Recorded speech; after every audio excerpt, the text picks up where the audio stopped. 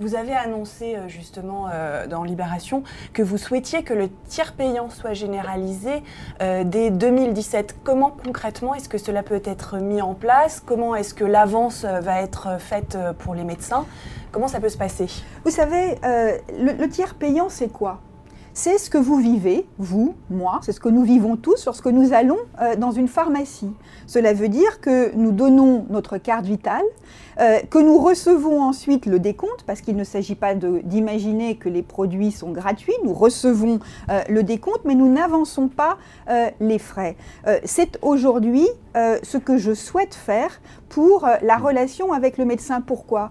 D'abord parce qu'il y a des Français pour qui avancer le prix d'une consultation est un obstacle. Et moi, je ne veux pas que dans notre pays, on renonce à se soigner parce que c'est difficile de faire l'avance des frais d'une consultation. Mais la deuxième raison, c'est ce que je vous disais il y a un instant.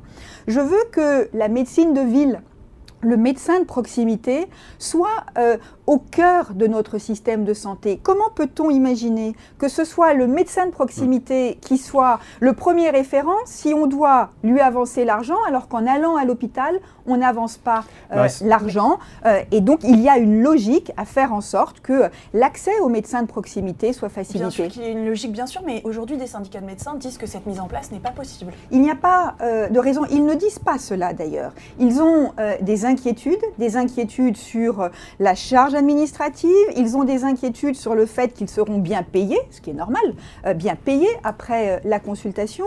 Et donc j'ai lancé un groupe de travail qui doit permettre de prendre des décisions dans les mois qui viennent.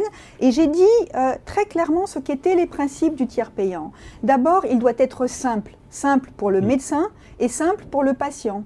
Ensuite, il ne doit pas représenter une charge supplémentaire et il doit apporter toutes les garanties de sécurité aux médecins. C'est à ces conditions-là que nous pourrons avancer, mais cela se fait dans beaucoup d'autres pays, l'Allemagne, les Pays-Bas, le Canada. Je ne vois pas pourquoi nous n'y arriverions pas en France.